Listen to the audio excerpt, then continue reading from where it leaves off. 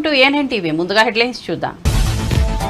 Congress senior నేత D Srinivas కన్నుమూత. కొంతకాలంగా అనారోగ్యంతో బాధపడుతున్న డిఎస్ హైదరాబాద్ లో తెల్లవారుజామున తన నివాసంలో గుండెపోటుతో మృతి. అధికార లాంఛనాలతో డి శ్రీనివాస్ అంత్యక్రియలు.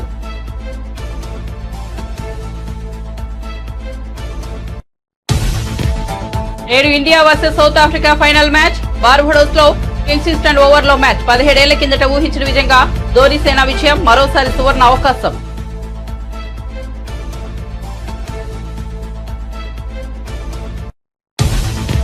కొండగట్టు అంజనను దర్శించుకున్న AP deputy CM Pawan Kalyan. Hyderabad నుంచి కొండగట్టుకు రోడ్డు మార్గంలో పయనం. ఆలయం వద్ద స్వాగతం పలికిన అధికారులు. ఆంజనేయ స్వామికి ప్రత్యేక పూజలు నిర్వహించిన జనసేనాని.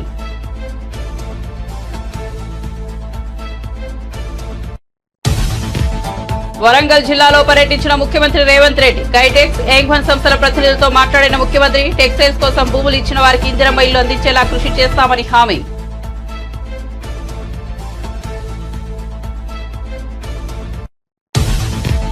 గుండెపోటుతో మరణించిన రమేష్ రాథోడ్. స్పందించిన చంద్రబాబు, లోకేష్. ఖానాపూర్ ఎమ్మెల్యేగా విశేష సేవలు అందించారన్న చంద్రబాబు. టీడీపీతో రమేష్ రాథోడ్ కు విడదీరాని బంధం ఉందన్న నారా లోకేష్.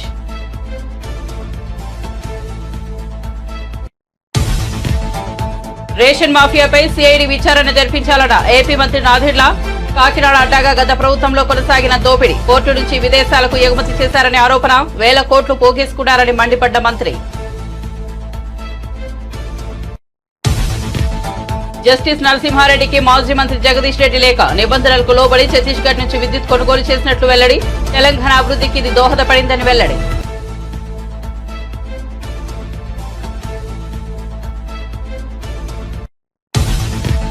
తిరుపతిలోని గోవిందరాజుల స్వామి ఆలయాన్ని సందర్శించిన నటుడు సుమన్. ఏపీ ప్రభుత్వం రాష్ట్రంలో సినీ పరిశ్రమ అభివృద్ధికి చొరవ చూపాలని సూచన.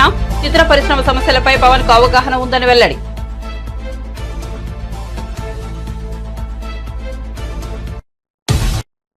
ఇక వార్త వివరాల్లోకి వెళ్తే 7 నెలల క్రితం అద్భుత ప్రదర్శనతో వన్డే ప్రపంచం ఫైనల్ వరకు చేరుకుని చివరి ఘట్టంలో ఓడిపోయి కోట్ల మంది ఆశలను అడియాస చేసింది టీమిండియా. అయితే అప్పుడు చేజారిన అవకాశాన్ని మరోసారి వడిసి పట్టుకునే అవకాశం నేడు ఆసన్నమైంది. T20 వరల్డ్ కప్ ఫైనల్లో నేడు టీమిండియా దక్షిణాఫ్రికాతో తలపడనుంది. 17 ఏళ్ల క్రితం అప్పటి టీమిండియా కెప్టెన్ మహేంద్ర సింగ్ ధోని మొదలుపెట్టిన ఈ వేట ఇన్నాళ్లకు మరోసారి రోహిత్ అందుకునే ఛాన్స్ వచ్చింది. ఇప్పటి వరకు సిరీస్ లో అపజయం ఎరగకుండా ఫైనల్ కు వచ్చిన టీమిండియా ఈ ఒక్కరోజు రోహిత్ సేన వెంట అదృష్టం తోడైతే అందుకు తగ్గ ప్రదర్శన టీమిండియా కనపడితే మరోసారి ప్రపంచ కప్ పై త్రివర్ణ పతాకం రెపరెపలాడుతుంది. కాంగ్రెస్ సీనియర్ నేత, రాజ్యసభ మాజీ సభ్యుడు ధర్మపురి శ్రీనివాస్ కన్నుమూశారు. గత కొంతకాలంగా అనారోగ్యంతో బాధపడుతున్న ఆయన శనివారం తెల్లవారుజామున 3 గంటలకు హైదరాబాద్ లోని తన నివాసంలో గుండెపోటుతో తుదిశ్వాస విడిచినట్టు కుటుంబ సభ్యులు తెలిపారు. నిజామాబాద్ జిల్లాకు చెందిన డిఎస్ కాంగ్రెస్ పార్టీలో పీసీసీ అధ్యక్షుడిగా, మంత్రిగా సేవలందించారు. రాష్ట్ర విభజన తర్వాత 2015లో బీఆర్ఎస్ లో చేరి రాజ్యసభ సభ్యుడిగా ఎన్నికయ్యారు. ఆ తర్వాత మళ్లీ కాంగ్రెస్ లో చేరారు. డిఎస్ కు 2 కుమారులు కాగా పెద్ద కుమారుడు సంజయ్ గతంలో నిజామాబాద్ మేయర్ గా పనిచేశారు. ఇక చిన్న కుమారుడు అరవింద్ ప్రస్తుతం బీజేపీ తరఫున నిజామాబాద్ ఎంపీగా ఉన్నారు. డిఎస్ 1948 సెప్టెంబర్ 27న జన్మించారు. హైదరాబాద్ లోని నిజాం కళాశాలలో డిగ్రీ పూర్తి చేసిన ఆయన 1989లో కాంగ్రెస్ తరఫున నిజామాబాద్ అర్బన్ ఎమ్మెల్యేగా తొలిసారి ఎన్నికయ్యారు. 1999, 2004 ఎన్నికల్లోనూ విజయం సాధించారు. 1989, 94 మధ్య కాలంలో గ్రామీణాభివృద్ధి, ఐఎన్పీఆర్ శాఖ మంత్రిగా, 2004, 8 మధ్య కాలంలో ఉన్నత విద్య, అర్బన్, ల్యాండ్ సీలింగ్ శాఖల మంత్రిగా ఉన్నారు. 2004, 2009 ఎన్నికల సందర్భంగా పీసీసీ అధ్యక్షుడిగా ఉన్నారు. 2004 నాటికి బీఆర్ఎస్ కాంగ్రెస్ పొత్తులో క్రియాశీలకంగా వ్యవహరించారు. పార్టీని అధికారంలోకి తెచ్చేందుకు వైఎస్ తో కలిసి కృషి చేశారు. సోనియాకు విధేయుడిగా గుర్తింపు పొందిన డిఎస్ కు ప్రణబ్ ముఖర్జీ తదితర సీనియర్ నేతలతో కూడా సన్నిహిత సంబంధాలు ఉండేవి. 2013-15 వరకు శాసనమండలి సభ్యునిగా బాధ్యతలు చేపట్టారు.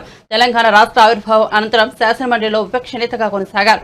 రెండోసారి ఎమ్మెల్సీగా అవకాశం రాకపోవడంతో అసంతృప్తి చెంది 2018లో కాంగ్రెస్ కు రాజీనామా చేసి బీఆర్ఎస్ లో చేరారు. 2016, 22 మధ్య బీఆర్ఎస్ రాజ్యసభ సభ్యుడిగా కొనసాగారు. ఆ సమయంలోనే పార్టీతో విభేదించి మళ్లీ కాంగ్రెస్ గూటికి చేరుకున్నారు.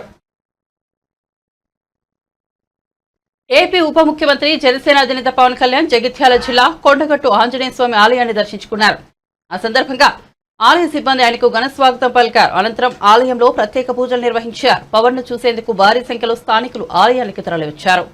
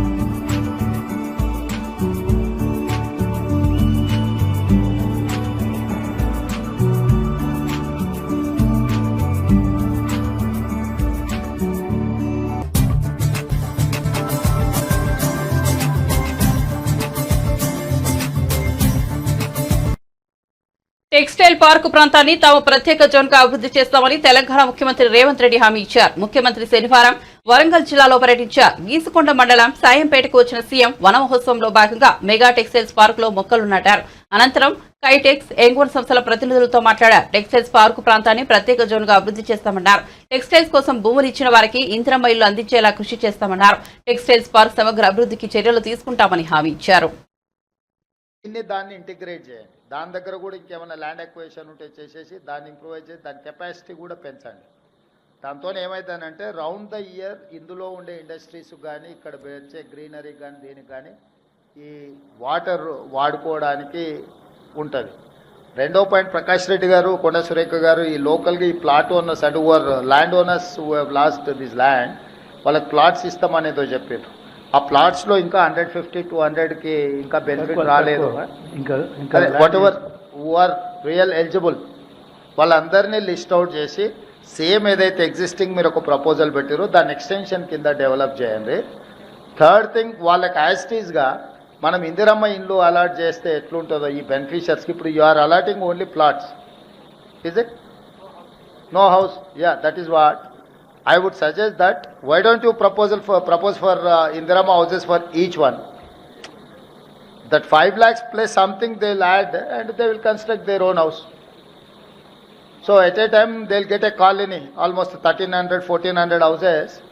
General infrastructure anta manam create chesiste illu kattukodaniki vallaki Indirama illu sanction cheste idavuddi. Dani oka proposal kuda dani emunnado naku అదే కదన్నీ చేస్తారు బేసిక్ కమ్యూనిటీస్ ఇచ్చారు. సో అది మొత్తము ఎంటైర్ ఒక మినీ కాలనీ లాగా డిజైన్ చేయాలి. చిన్న చిన్న అంటే అక్కడ లోకల్గా పిల్లలకి కానీ వాళ్ళకి కానీ ఒక స్కూలు ఏమేమి ఇవాళ basic infrastructure whatever requirement is there. 12 houses, 1200 plus houses అంటే we can declare as a 1 గ్రామ panchayat. It is going to add 2000 plus voters. Sir ఇంకొక విషయం మనకి యాడ్ చేయదలుచుకున్నాను సార్. యాక్చువల్గా ఇక్కడ 10,000 అని మినిమమ్ వీళ్ళ రిక్వైర్మెంట్ ఆఫ్ లేబర్ వీళ్ళు ఉన్నారు వర్కర్స్. సో వాళ్ళు they are interested to develop the colony also. ఎందుకంటే బయట నుండి వచ్చిన టెక్నికల్ స్టాఫ్స్ కూడా రెసిడెన్షియల్ కూడా డెవలప్ చేయాలనుకున్నారు కనుక ఇట్ విల్ బి బిగ్ మంచి విలేజ్ అంటే మేజర్ విలేజ్ కింద డెవలప్ అవ్వడానికి అన్ని విధాల అవకాశాలు ఉన్నాయి సార్.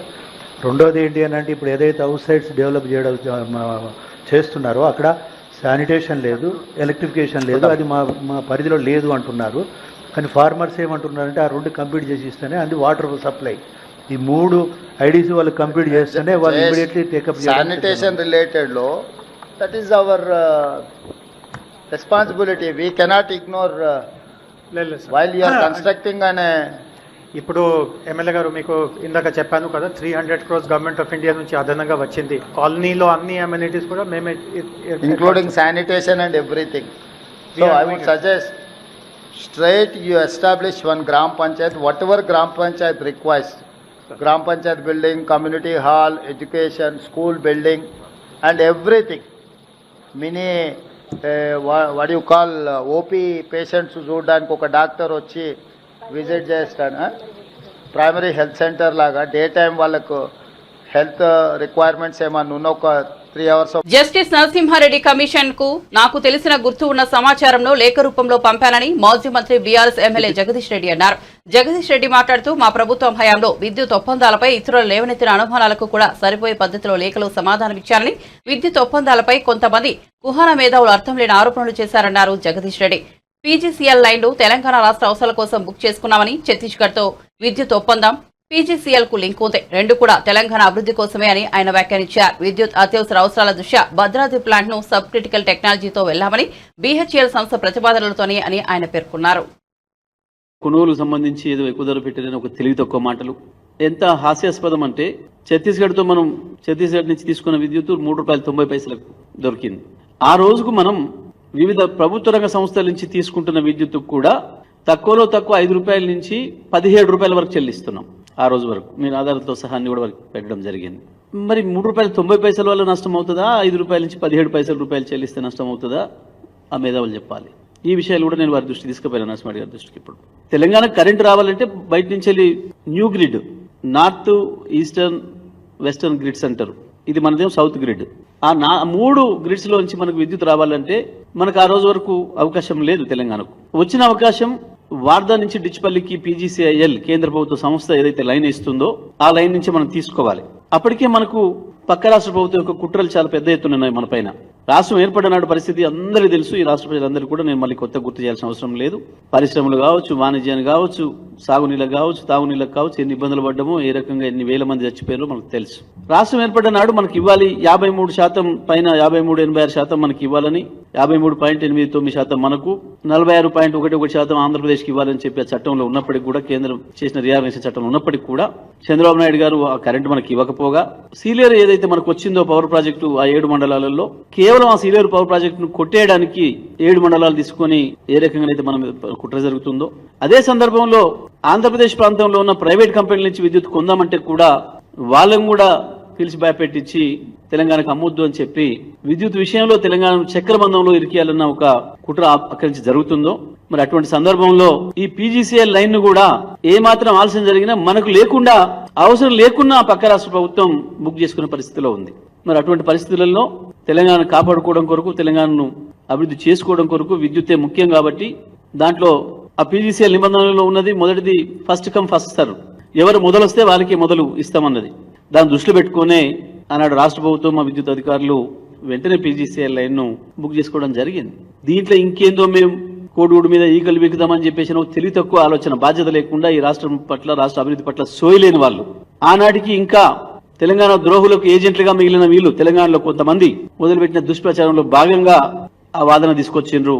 అది తప్పు అనే విషయాన్ని కూడా నేను వారికి స్పష్టంగా తెలియజేసిన. ఛత్తీస్గఢ్ విద్యుత్ ఒప్పందం కూడా PGCIL లైన్ లో మనం వాటా కొనుగోలు చేసుకోవాలి అంటే, బుక్ చేసుకోవాలంటే ఆ ప్రాంతం నుంచి మనకు ఒకరు విద్యుత్ ఇస్తాము అని చెప్పి ఒప్పందం ఉండాలి, ఏదో ఒక ప్లాంట్ నుంచి. కాబట్టి ఈ రెండు ఒకదానికొకటి అవినాభావ సంబంధం ఉంది. PGCIL లో వాటా కొనాలంటే తప్పకుండా విద్యుత్ ఒప్పందం ఒకటి ఉండాలి. విద్యుత్ అవసరం ఉంది, ఆ లైన్ లో వాటా అవసరం ఉంది, రెండు అవసరం ఉన్నాయి. కాబట్టి ఈ రాష్ట్ర ప్రయోజనాల రీత్యా, రాష్ట్రంలో ఆనాడున్న అత్యవసర పరిస్థితి రీత్యా ఇవి రెండు కూడా న్యాయమైనవి. ఇది కేవలం రాష్ట్ర అభివృద్ధి కొరకు మాత్రమే జరిగినాయి అనే విషయాల్ని వారికి చెప్తూ, ఇంకొక విషయం కూడా, ఆ రోజుకి ఛత్తీస్గఢ్ తో మనం తీసుకున్న విద్యుత్ 3 రూపాయల 90 పైసలు అయితే పడిందో, అదే సమయంలో సింహాద్రి నుంచి కూడా మనం తీసుకున్నాం. అది కూడా నా PPM మోడ్లోనే, NTPCది, దానికి 4 రూపాయల 33 పైసలు పడింది. ఇంకా దానికి కొనసాగింపుగా తమిళనాడు, కర్ణాటక రాష్ట్రాలు కూడా అదే సందర్భంలో PPL చేసుకునే వారికి 4.94 పైసలు పడింది. ఆ సమయానికి ముఖ్యమంత్రి చంద్రబాబు పాలనలో ఏపీ రాజధాని అమరావతి నిర్మాణం వేగంగా జరుగుతోందని సినీ నటుడు సుమన్ అన్నారు. ప్రజలు కూడా ప్రభుత్వానికి సహకరించాలని కోరారు. తిరుపతిలోని గోవిందరాజస్వామి ఆలయాన్ని దర్శించుకున్న అనంతరం ఆయన మీడియాతో మాట్లాడారు. కూటమి ప్రభుత్వంలో సినీ పరిశ్రమలో నెలకొన్న సమస్యలు సమసిపోతాయన్న నమ్మకం తనకు ఉందన్నారు. చంద్రబాబు నాయుడు గారు చాలా స్పీడ్గా ఆయన ప్రయత్నాలు చేస్తున్నారు. సో ముఖ్యంగా ప్రజలు సహకరించాలి. ఎందుకంటే 5 ఏళ్ళు వెనక్కి వెళ్ళిపోయాం. అంతకుముందు 5 ఏళ్ళు వేస్ట్ అయిపోయింది. ఇప్పుడు ఇంకొక 5 ఏళ్ళ తర్వాత ఏం జరుగుతుందో తెలియదు. కాబట్టి ఈ 5 ఏళ్ళు ఏంటంటే ముఖ్యంగా ఎంప్లాయీస్కి ఎంప్లాయ్మెంట్ విషయం, ఇది చాలా ముఖ్యమైన విషయం. సో అది రావడానికి అంటే ఇండస్ట్రీస్ రావాలి. సో పక్క తమిళనాడు నుంచి, ఇప్పుడు ముఖ్యంగా తిరుపతి అంటే పక్కనే తమిళనాడు ఉంది. సో తమిళనాడు నుంచి ఏంటంటే ఇండస్ట్రీస్ ఇక్కడ పెట్టేవాళ్ళు, లేదా నార్త్ నుంచి వచ్చేవాళ్ళు, వాళ్ళందరికీ అవకాశం మనం ఇవ్వాలి, సహకరించాలి. అండ్ ముఖ్యంగా నేను మొన్న కూడా చెప్పాను, అమరావతి అనేది ఒక కాస్మోపాలిటన్ సిటీ అయితే మనకి ఈస్ట్, వెస్ట్, నార్త్ ఇండియన్స్ అందరూ వస్తారు. సో మెయిన్గా అందరూ బాగుండాలి, అందరూ సంతోషంగా ఉండాలి. జరిగింది మనం ఇంకా మర్చిపోయి, జరగబోయే మెయిన్గా ముఖ్యంగా యువకులు పాపం చాలామంది చదివి వాళ్ళకేంటంటే వాళ్ళ ఊర్లోనే వాళ్ళకి ఉద్యోగాలు లేవు. సో వాళ్ళ ఊర్లోనే వాళ్ళకి ఉద్యోగాలు వచ్చేలాగా చంద్రబాబు నాయుడు గారు చేయాలి. అదే మాదిరిగా పవన్ కళ్యాణ్ కూడా ఆయన చాలా మంచి మెజారిటీ మీద గెలిచి ఈరోజు డిప్యూటీ సీఎంగా ఉన్నారు. సో మా సినిమా వర్గాల్లో కూడా ఎన్నో కళాకారులు, టెక్నీషియన్స్ చాలామంది ఇబ్బందులు ఉన్నారు. సో వాళ్ళకి కూడా ఏంటంటే ఏదైనా అంటే ఇక్కడ షూటింగ్స్ జరిగేలాగా, అంటే స్టూడియోస్ లాంటి చిన్న చిన్న స్టూడియోస్ లాంటి కట్టిస్తే టీవీ సీరియల్స్కి, వెబ్ సిరీస్కి వాటికి పనికొచ్చేలాగా, ప్లస్ ఈరోజు చాలా రియాలిటీ ప్రోగ్రామ్స్ జరుగుతున్నాయి. ఆ విధంగా తిరుపతిలో చేసి ఇది ఒక టెంపుల్ సిటీ కింద డిక్లేర్ చేయాలని నా కోరిక. ఎందుకంటే ఎన్నో గుడిలు ఇక్కడ ఉన్నాయి. సో ఇది ఒక టెంపుల్ సిటీగా డిక్లేర్ చేయవచ్చు. దానికి నా రిక్వెస్ట్ దీనికి. అండ్ ముఖ్యంగా ఇంకా మంచి అభివృద్ధికి జరగాలి ఆంధ్రప్రదేశ్. బాబు గారి వల్లనే ఈరోజు హైదరాబాద్ అంత బ్రహ్మాండంగా ఉందంటే అది బాబు గారి డిజైనే. సో అదే మాదిరిగా ఆంధ్ర కూడా డెవలప్ అయ్యి అందరూ బాగుండాలని నా కోరిక. సబ్జెక్ట్ తెలిసిన మంత్రి అయితే అండి మ్యాటర్ ఈజీగా సాల్వ్ అవుతుంది. సబ్జెక్ట్ తెలియని వాళ్ళైతే ఏమవుతుందంటే వాళ్ళు ఆలోచించి వేరే వాళ్ళ దగ్గర ఒపీనియన్ తీసుకొని వాళ్ళు చెప్తారు. ఇప్పుడు పవన్ కళ్యాణ్ గారు ఏంటంటే సినిమా మనిషే కాబట్టి సినిమా కష్టాలు, నిర్మాత కష్టాలు, డిస్ట్రిబ్యూటర్ కష్టాలు, ఎగ్జిబిటర్ కష్టాలు అన్నీ తెలుసు. సో తప్పనిసరిగా ఇప్పుడు ఉన్న పరిస్థితి నుంచి బెటర్మెంట్, ముఖ్యంగా చిన్న సినిమాలు బ్రతకడానికి ఒక మార్గం ఆయన చూపిస్తారు. అదే మాదిరిగా పెద్ద సినిమాలు కూడా ఈక్వల్గా, ఎందుకంటే పెద్ద సినిమాలకి ఎక్కువ రిస్క్ ఉంది. సినిమా చాలా కోట్లు పెట్టి తీస్తారు, ఏదైనా ఫెయిల్ అయితే చాలా పెద్ద లాస్ అవుతుంది. సో అది కూడా ఉండే, ముఖ్యంగా డిస్ట్రిబ్యూటర్స్ బ్రతికి ఉండేలాగా దారి చేయాలి, అది చాలా ముఖ్యం అన్నమాట. ఒక ఇండివిజువల్ డిసిషన్ అది. ఇప్పుడు పాలిటిక్స్ అనేది ఒక డిఫరెంట్ సబ్జెక్ట్ సార్, వాళ్ళు అనుకున్నంత ఈజీ కాదు. ఎందుకంటే ఎంతోమంది ఏదోదో అడుగుతారు, అందరినీ సాటిస్ఫై చేయాలంటే చాలా కష్టం, కొందరిని అవుతుంది. మళ్ళీ దీంట్లో ఈక్వేషన్స్ ఉంది, క్యాస్ట్ ఉంది, కమ్యూనిటీ ఉంది, చాలా. ఏయూలో మళ్లీ పూర్వ పరిస్థితులు రప్పిస్తామని టీడీపీ ఎమ్మెల్యే గంటా శ్రీనివాసరావు తెలిపారు. యూనివర్సిటీలో అనేక అక్రమాలు జరిగాయని, నిబంధనలకు విరుద్ధంగా పరీక్షలు పెట్టారని ఆరోపించారు. వీసీ ప్రసాద్ రెడ్డి రాజీనామాతో ఆంధ్ర వర్సిటీలో విద్యార్థులు సంబరాలు చేసుకున్నారు. BJP MP CM Ramesh, MLA Ganta Srinivasarao తదితరులు అక్కడికి వెళ్లారు. ఈ సందర్భంగా వారు మాట్లాడారు. ఏయూలో విద్యార్థుల అభివృద్ధికి దోహదపడే పాలకవర్గం ఉంటుందని సీఎం రమేష్ తెలిపారు. విశ్వవిద్యాలయంలో జరిగిన అవినీతిపై న్యాయ విచారణ చేయిస్తామన్నారు. రాజకీయ కార్యకలాపాలు జరిగాయి. వైఎస్ఆర్ కాంగ్రెస్ పార్టీ ఆపిచ్చేశాడు. ఇతను చేసినవన్నీ కూడా లెక్క ఉంది, ఆ లెక్క తప్పకుండా తీరుస్తాం. ఇది తెలిసి మేము ఈరోజు, నాకు తెలిసి అతను రాజీనామా చేసిపోయినంత మాత్రాన అతన్ని వదిలే సమస్య లేదు. అతని మీద జ్యుడిషియల్ ఎంక్వైరీ ఏమేమి చేశాడో అవన్నీ కూడా అతను ఆ పాపం ఇక్కడ కడగాల్సిందే. ఎందుకంటే ఇంకా ఏది అయినా కానీ సంపాదించుకోవచ్చు, డబ్బు పోతే సంపాదించుకోవచ్చు, పదవి పోతే సంపాదించుకోవచ్చు. విద్యార్థులు వారి మంచి సమయం పోయింది. ఎందుకంటే విశ్వవిద్యాలయాల్లో రాజకీయాలు ఉండకూడదు.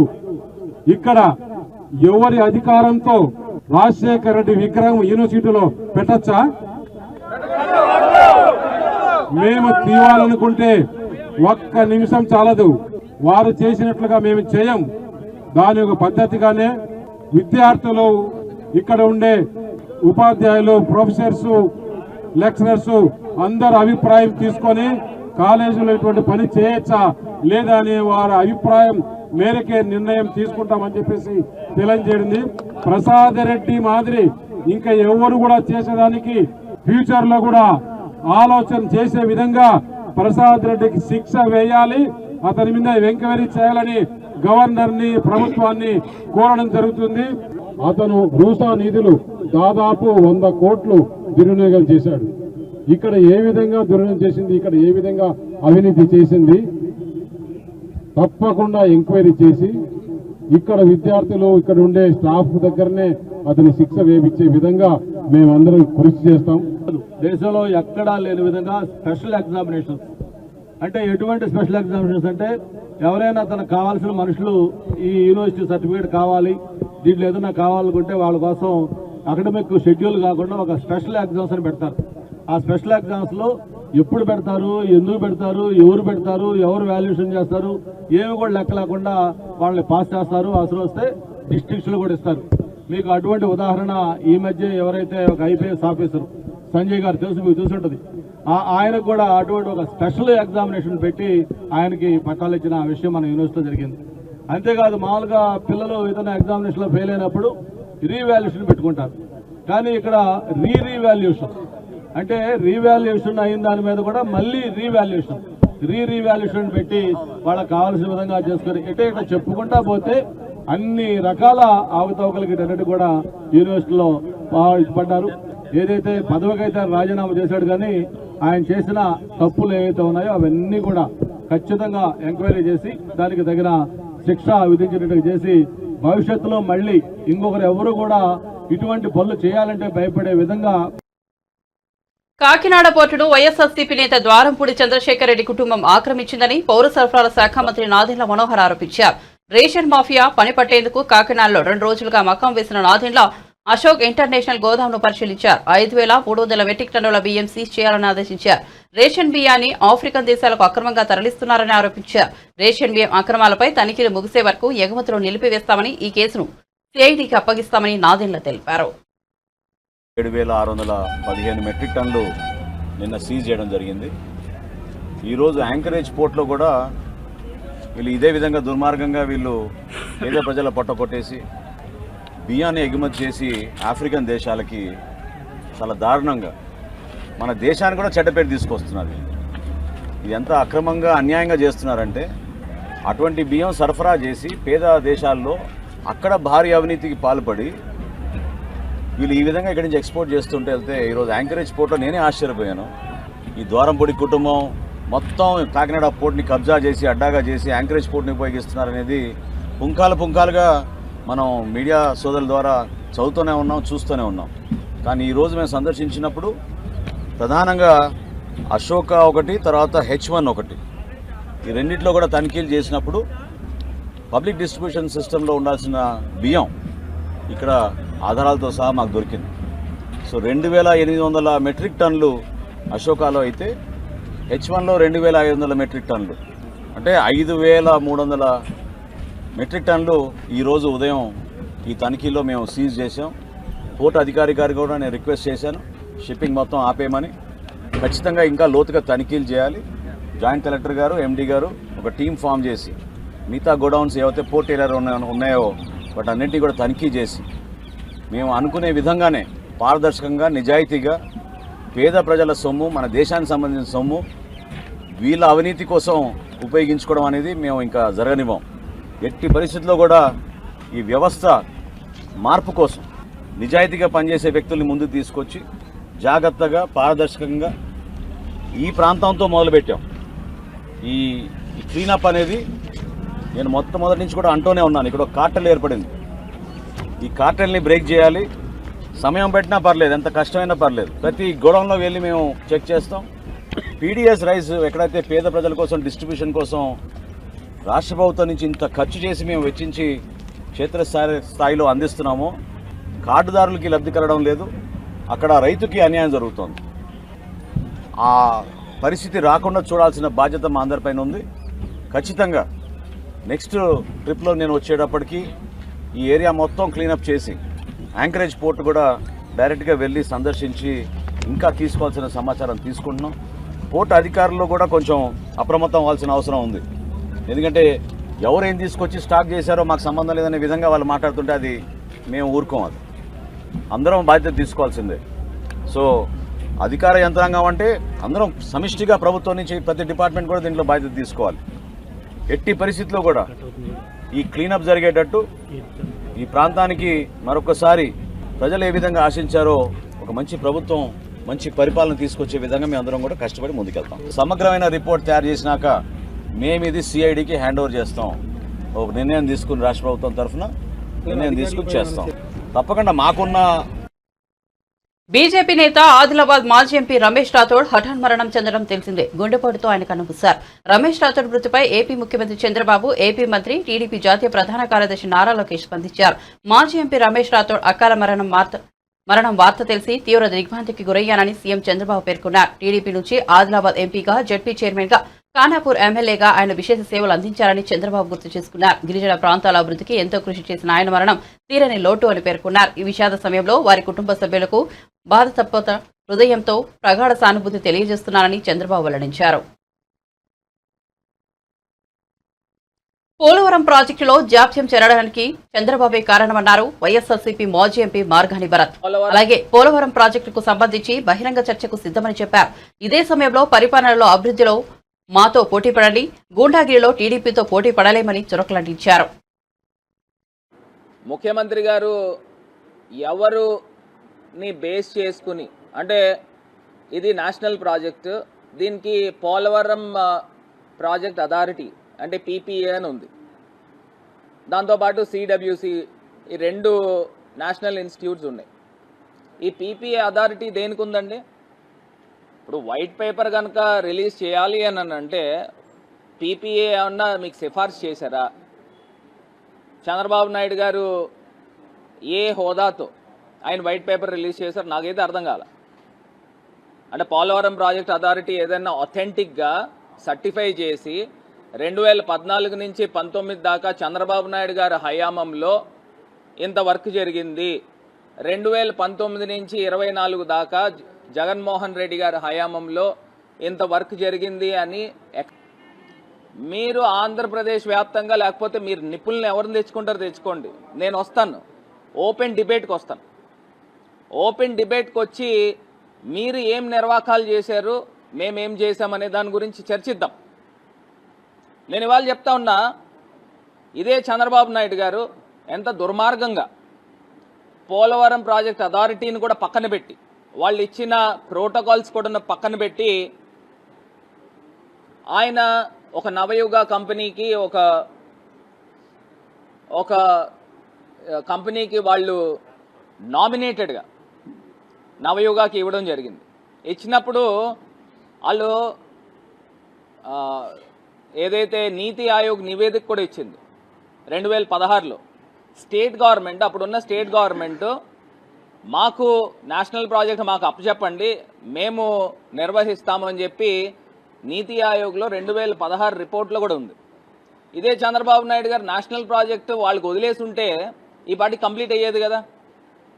ఈయన ప్రోటోకాల్ ఫాలో కాకుండా ఈయన వర్క్ చేసిన విధానం గురించి ఒక 2 నిమిషాలు ఎక్స్ప్లెయిన్ చేస్తాం.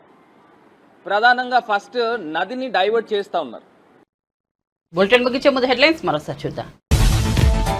కాంగ్రెస్ సీనియర్ నేత టి శ్రీనివాస్ కన్నుమూత. కొంతకాలంగా అనారోగ్యంతో బాధపడుతున్న డిఎస్ హైదరాబాద్ లో తెల్లవారుజామున తన నివాసంలో గుండెపోటుతో మృతి. అధికార లాంఛనాలతో డి శ్రీనివాస్ అంత్యక్రియలు.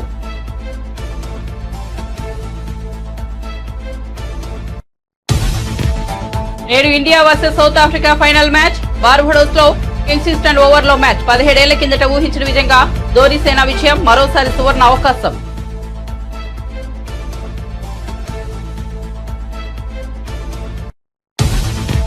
కొండగట్టు అంజనను దర్శించుకున్న AP deputy CM Pawan Kalyan. Hyderabad నుంచి కొండగట్టుకు రోడ్డు మార్గంలో పయనం. ఆలయం వద్ద స్వాగతం పలికిన అధికారులు. ఆంజనేయ స్వామికి ప్రత్యేక పూజలు నిర్వహించిన జనసేనాని.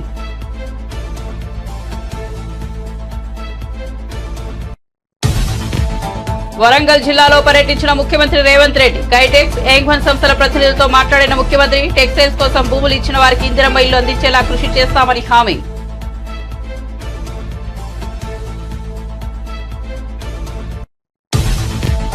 గుండెపోటుతో మరణించిన రమేష్ రాథోడ్. స్పందించిన చంద్రబాబు, లోకేష్. ఖానాపూర్ ఎమ్మెల్యేగా విశేష సేవలు అందించారన్న చంద్రబాబు. టీడీపీతో రమేష్ రాథోడ్ కు విడదీరాని బంధం ఉందన్న నారా లోకేష్.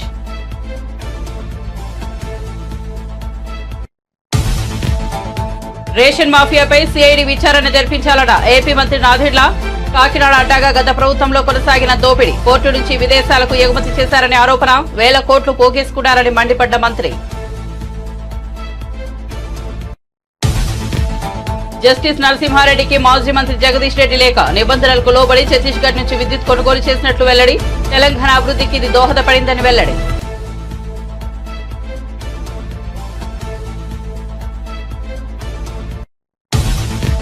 తిరుపతిలోని గోవిందరాజుల స్వామి ఆలయాన్ని సందర్శించిన నటుడు సుమన్. ఏపీ ప్రభుత్వం రాష్ట్రంలో సినీ పరిశ్రమ అభివృద్ధికి చొరవ చూపాలని సూచన. చిత్ర పరిశ్రమ సమస్యలపై పవన్ కు అవగాహన ఉందని వెల్లడి.